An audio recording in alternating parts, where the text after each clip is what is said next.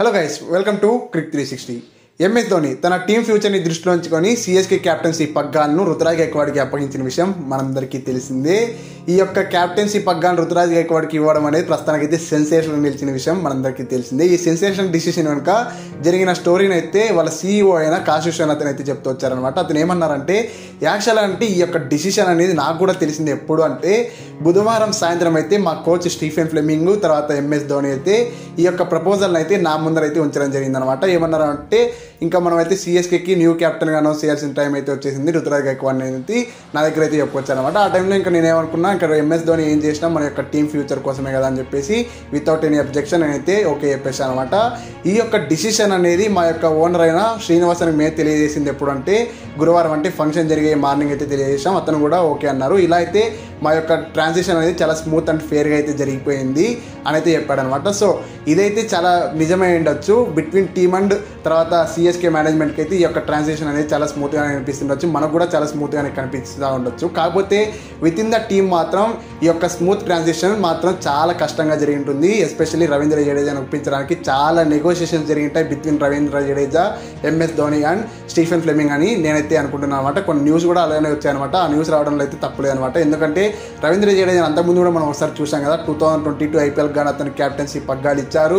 ఆ తర్వాత వచ్చేసి అతనైతే ఫెయిల్యూర్గా సిఎస్కే నిలపడం, మిడిల్ ఆఫ్ ద సీజన్లోనే ఎంఎస్ ధోని మరీ క్యాప్టెన్సీని చేపట్టడం. ఆ తర్వాత వచ్చేసి రవీంద్ర జడేజా కాస్త డిసప్పాయింట్ అయ్యి అతను ఏం చేశాడంటే, లాస్ట్ 3 మ్యాచెస్ 2022 ఐపీఎల్లో పర్సనల్ రీజన్స్ చెప్పి అతనైతే తప్పుకోవడము. ఆ తర్వాత సిఎస్కేని అన్ఫాలో చేశాడు. 2023 ఐపీఎల్ యాక్షన్ కూడా వచ్చేస్తాడు అని కొన్ని న్యూస్ అయితే వచ్చాయి. కాకపోతే అప్పుడు ఎంఎస్డి మాస్టర్ మైండ్ అయితే చాలా పనిచేసిందని చెప్తారనమాట. రవీంద్ర జడేజా మరి సిఎస్కేకే 2023 ఐపీఎల్ ఆడించడానికి చాలా అయితే కృషి చేశారు ఎంఎస్ ధోని అని చెప్తున్నారనమాట.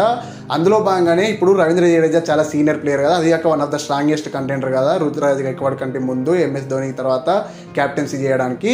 సో అట్లాంటి టైంలో ఇక్కడ ఎంఎస్ ధోని రుతురాజ్ గైక్వాడ్ క్యాప్టెన్సీ ఇవ్వడానికి చాలా కృషి చేసి ఉంటాడు, రవీంద్ర జడేజాను ఒప్పించడానికి, కన్సాలిడేట్ చేయడానికి అని అక్కడ వాళ్ళ కోచ్ అయిన స్టీఫెన్ ఫ్లెమింగ్ కూడా చెప్తూ వచ్చారనమాట. సో ఇది అయితే జరిగిండొచ్చు అని చెప్తున్నారు అనమాట. ఇంకోటి ఏంటంటే, రుతురాజ్ గైక్వాడ్ని కెప్టెన్ గా ప్రకటిస్తారు అని రుతురాజ్ గైక్వాడ్కి అయితే కొద్ది రోజుల ముందు అయితే తెలుసు అంట. ఇంకోటి ఏం చెప్తున్నారంటే, ఎంఎస్ ధోని అయితే రుతురాజ్ గైక్వాడ్కి 2021లోనే ఫ్యూచర్ కెప్టెన్ నువ్వే అని ఒక చిన్న హింట్ అయితే ఇచ్చారని చెప్తున్నారు అనమాట. అది ఎలా అంటే, 2020లో జస్ట్ రుతురాజ్ గైక్వాడ్ అనేది 4 మ్యాచెస్ ఏమో, కాకపోతే కనుక అతనిలో ఏదో హిడెన్ టాలెంట్ ఉందని గుర్తించేసి ఎంఎస్ ధోని అయితే 2021 గాను రిటెన్షన్స్ లిస్ట్లో అయితే నిలిపాడని చెప్తున్నారు అనమాట. ఇంకోటి మన తమిళలో చెప్పినట్టు అక్కడ రోహిత్ శర్మ ఏమన్నా 2025 మీరు పర్చేస్ చేస్తారా, తర్వాత యాజ్ ఎ కెప్టెన్ గా ప్రకటిస్తారా సిఎస్కేకి అని కాశిష్ అతను అడిగితే అతను ఏం చెప్పాడంటే, ప్రస్తుతానికి అయితే మేము ఫ్యూచర్ మీద అయితే ఏం డిస్కస్ చేయట్లేదు, ప్రస్తుతానికి అంతా మా కాన్సన్ట్రేషన్ 2024 ఐపీఎల్ మీదే. సో అట్లా న్యూస్ అయితే మీరు ఏం ఆలోచించద్దండి అని కొట్టి పడేశారని చెప్పాలి రోహిత్ శర్మ మీద వస్తున్న న్యూస్ అయితే.